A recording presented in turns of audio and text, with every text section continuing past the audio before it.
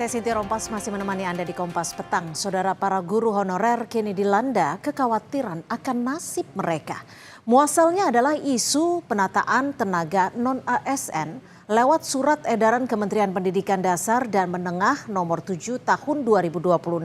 Tidak sedikit yang menyalahartikan aturan ini sebagai langkah penghapusan guru honorer pada akhir 2026.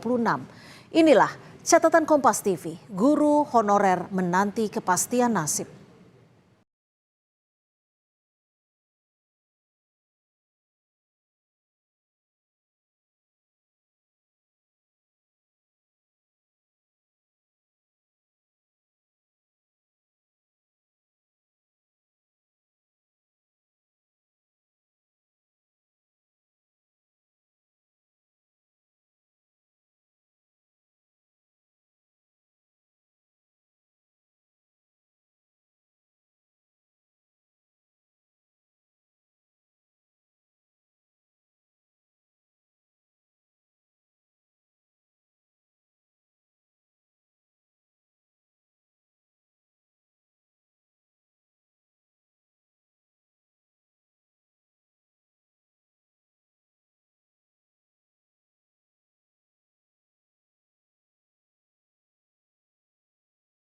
Saya masih ada rasa kepemilikan kayak siswa tersebut. Saya pengen ngelihat siswa tersebut sukses, dan kalau semisal wacana tersebut jadi dilaksanakan, saya sudah tidak bisa bertemu dengan siswa dan tidak bisa mengajar lagi. Laksma dan para guru honorer lainnya memang kini dilanda kekhawatiran akan nasib mereka. Muasalnya adalah isu penataan tenaga non-ASN lewat surat edaran Kementerian Pendidikan Dasar dan Menengah nomor 7 tahun 2026. Tidak sedikit yang menyalahartikan aturan ini sebagai langkah penghapusan guru honorer pada akhir tahun 2026.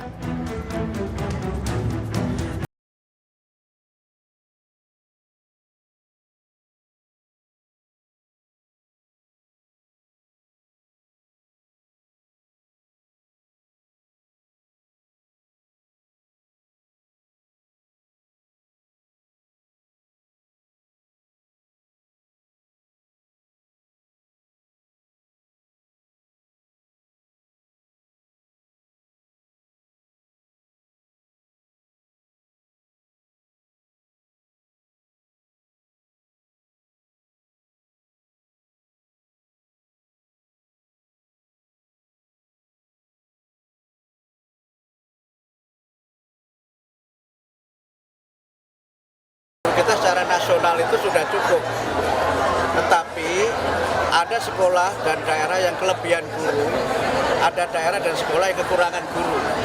Nah, inilah yang kemudian kami berusaha untuk melakukan pendataan dan penataan, sehingga dengan pendataan itu nanti kita akan bisa mengetahui dengan jelas bagaimana status para guru itu. Karena banyak, mohon maaf, guru honorer itu diangkat begitu saja oleh kepala sekolah tanpa sepengetahuan dan sepersetujuan para kepala dinas. Anggota Komisi 10 DPR RI mendesak pemerintah untuk merombak total tata kelola guru di Indonesia dengan meminta nasib dan aturan para pendidik tidak lagi dikendalikan oleh Kementerian Pan-RB, tapi di bawah naungan Mendikdasmen. Jangan diatur di Pan-RB, guru itu nggak boleh. Guru itu rezimnya adalah undang-undang pendidikan. Dia harus masuk prinsip undang-undang yang lex spesialis.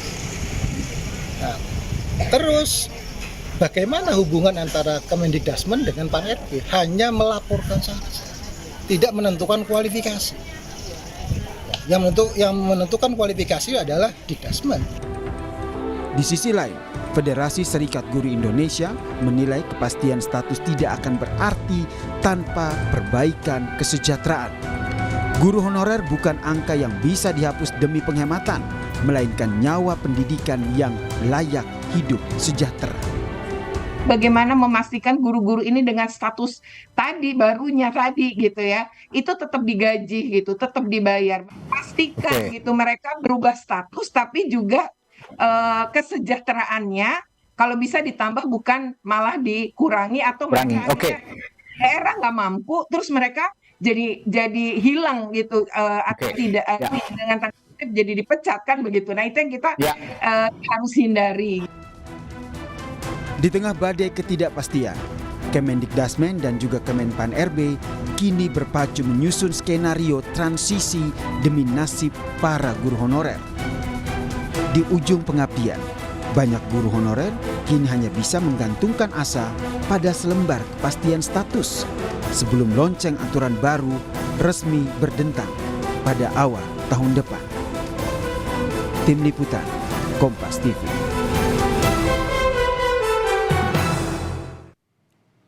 Sejatinya, surat edaran Menteri Pendidikan Dasar dan Menengah Mendikdasmen nomor 7 tahun 2026 tentang penugasan guru non-ASN yang berlaku sejak 13 Maret 2026 lalu bertujuan memberikan kepastian bagi guru honorer untuk tetap bisa mengajar hingga 31 Desember mendatang.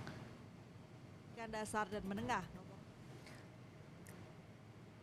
Surat edaran ini menjadi dasar bagi pemerintah daerah atau Pemda untuk tetap bisa mempekerjakan guru honorer akibat pemberlakuan Undang-Undang ASN yang baru yang menghapus istilah honorer.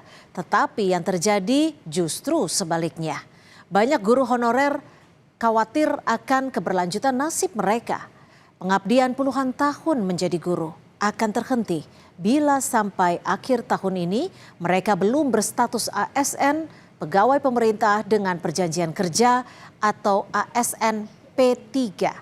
Jaringan Pemantau Pendidikan Indonesia JPPI mencatat hingga saat ini masih ada sekitar 2,3 juta guru honorer yang mengajar di sekolah dan madrasah negeri maupun swasta. Tenggat waktu yang tersisa kurang dari 7 bulan untuk menjadi momok menakutkan bagi jutaan guru honorer tersebut. Karena banyak dari mereka belum berstatus sarjana, tidak memiliki sertifikat pendidik karena belum menempuh pendidikan profesi guru, atau tidak terdaftar dalam data pokok pendidikan alias Dapodik. Belum lagi, Pemda sering tidak mengusulkan jumlah kebutuhan guru yang sesuai dengan kebutuhan real di lapangan, dengan alasan tidak punya uang. Karena begitu alih status dari honorer menjadi ASN P3K terjadi, maka sumber penggajian bagi para guru berubah dari anggaran BOS yang menggunakan APBN ke anggaran belanja pendapatan daerah atau APBD.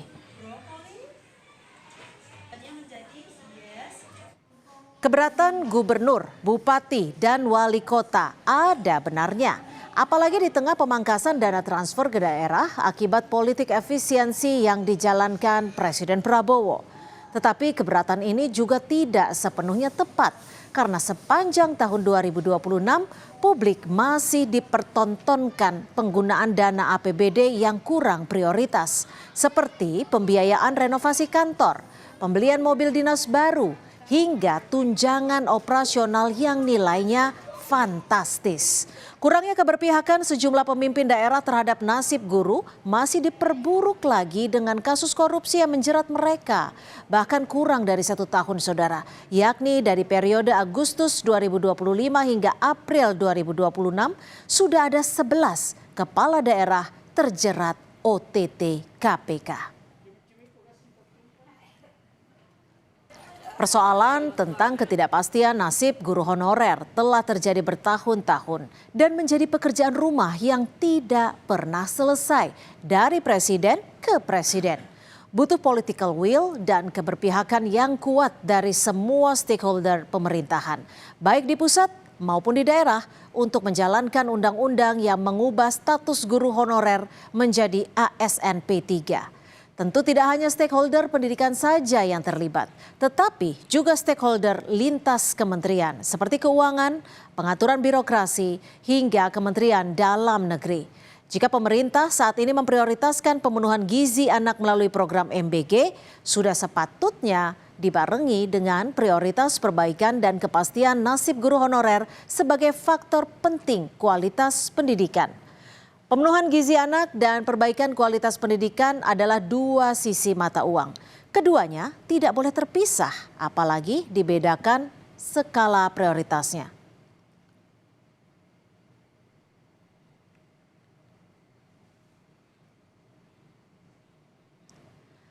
Alih status guru honorer menjadi ASN P3K tidak hanya memberikan kepastian bagi mereka tetap bisa mengajar, tetapi juga upaya memperbaiki kesejahteraan para guru.